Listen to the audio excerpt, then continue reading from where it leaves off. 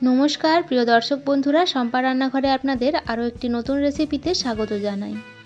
আজকে আমি আপনাদের সঙ্গে এমন একটি রেসিপি শেয়ার করব যেটি আপনাদের দৈনন্দিন জীবনে ভীষণই কাজে আসবে। সকালের ব্রেকফাস্টে বলুন বা রাত্রের ডিনারে বা স্কুল অফিসের টিফিনের জন্য এই রেসিপিটি খুব সহজে বানিয়ে নিতে পারেন। আজকে বানিয়েছি রাঙা আলুর পরোটা। এই আলুটি রাঙা আলু, মিষ্টি আলু, মিঠে আলু, লাল আলু, সুইট পটেটো যার কাছে যে নামে পরিচিত। রাঙা আলু বা মিষ্টি আলু আমাদের স্বাস্থ্যের জন্য ভীষণই উপকারী, তাই আজকের রেসিপিটি শুধুমাত্র সুস্বাদুই নয়, তার সাথে স্বাস্থ্যকরও বটে, আর খুব সহজে কম সময়ে বানানো হয়ে যায়। চলুন তাহলে শুরু করি আজকের রেসিপি। পরোটা বানানোর জন্য আমি এখানে 600 থেকে 700 গ্রাম মতো রাঙা আলু নিয়েছি। রাঙা আলুগুলো প্রথমে সেদ্ধ করে নিতে হবে। আমি কড়াইতে অল্প জল আর লবণ দিয়ে রাঙা আলুটা প্রথমে সেদ্ধ করে নিয়েছি। রাঙা আলু সেদ্ধ হতে খুব বেশি সময় লাগে না, তাই কড়াইতেই সেদ্ধ করে নিয়েছি। চাইলে প্রেসার কুকারেও সেদ্ধ করে নিতে পারেন, তবে খুব বেশি গলা গলা বা খুব বেশি নরম হয়ে যেন সেদ্ধটা না হয় সেদিকে খেয়াল রাখবেন। সেদ্ধ করা রাঙা আলুগুলো ঠান্ডা করে নিয়ে এবার খোসাটা ছাড়িয়ে ফেলতে হবে।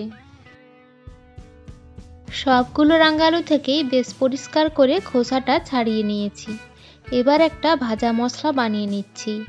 ভাজা মশলা বানানোর জন্য 1 চামচ গোটা জিরে আর 2টো শুকনো লঙ্কা একটা ফ্রাই প্যানের মধ্যে নিয়ে গ্যাসের চুলায় বসিয়ে কম আঁচে 2-3 মিনিট ভেজে নিয়েছি। এবার এই ভেজে নেওয়া ভাজা জিরে আর শুকনো লঙ্কাটা গুঁড়ো করে নিয়ে মশলাটা বানিয়ে নিতে হবে।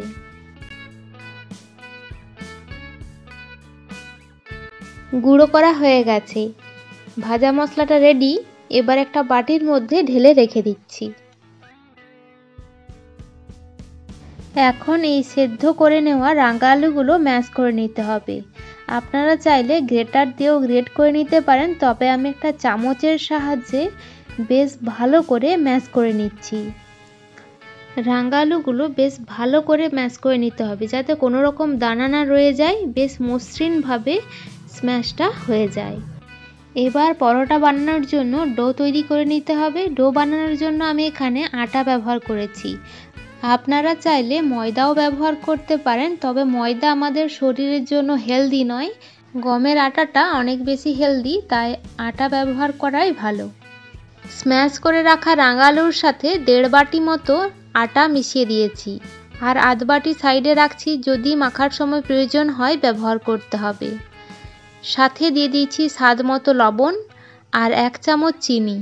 চিনি যারা অ্যাভয়েড করেন তারা ব্যবহার নাও করতে পারেন, তবে চিনিটা মেশালে পরোটার স্বাদটা আরও অনেক বেশি ভালো হয়। আর সাথে ভাজা মশলাটাও অ্যাড করে দিলাম। এবার এই সমস্ত উপকরণ একসাথে মেখে নিয়ে একটা ডো তৈরি করে নিতে হবে। মাখার সময়তেই বুঝতে পারবেন আরও আটা প্রয়োজন কিনা। আমার ওই বাকি আধ বাটি আটাও লেগে গেছে। পরোটার ডোটা খুব বেশি শক্ত হবে না, একটু নরম করে মেখে নিতে হবে। যদি অনেক বেশি আটা মিশিয়ে ফেলা হয় তাহলে পরোটার স্বাদটা কমে যাবে, তাই বুঝে শুনে আটাটা মিশিয়ে নিতে হবে। ডোটা অনেক বেশি নরম আছে, তাই বাকি আধ বাটি আটাও মিশিয়ে দিলাম। এবার হাত দিয়ে বেশ ভালো করে মেখে নিয়ে ডোটা রেডি করে নিতে হবে। ডোটা মোটামুটি মাখা হয়েছে। এবার আমি 1 চামচ মতো ঘি মিশিয়ে দিচ্ছি। এই 1 চামচ ঘি পরোটার স্বাদ দ্বিগুণ করে দেবে, তাই অল্প একটু ঘি মিশিয়ে নিতে পারেন।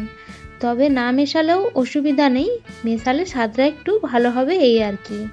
রাঙা আলুর পরোটা এমনিতেই ভীষণ নরম হয়, আর এই ঘিটা মেশানোর জন্য আরও অনেক বেশি নরম থাকে, পরের দিন পর্যন্তও নরম থাকে। ঘিটা বেশ ভালো করে ডোয়ের সাথে মেশানো হয়ে গেছে। এখন এই ডোটা ঢেকে দিলাম। 10 মিনিটের জন্য রেস্টে রেখে দিচ্ছি। 10 মিনিট হয়ে গেছে। 10 মিনিট পর আরেকবার বেশ ভালো করে ডোটা মথে নিচ্ছি।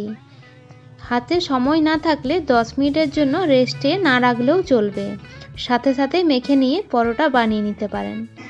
এখন আমি একটু বড় বড় সাইজ করে লেচি কেটে নিচ্ছি। নর্মাল রুটি বা পরোটার যেরকম লেচি কাটা হয়, রাঙা আলুর পরোটার লেচিটা তার থেকে একটু বড় সাইজ করে কেটে নিতে হবে। এবার গোল গোল করে সমস্ত লেচিগুলো কেটে নিয়েছি। লেচি কাটা তো হয়ে গেল, চলুন এবার বেলে নিই। আমি একটা বেলন চাকিতে শুকনো আটা ছড়িয়ে দিচ্ছি। এবার একটা লেচি নিয়ে গোল করে বেলে নিতে হবে।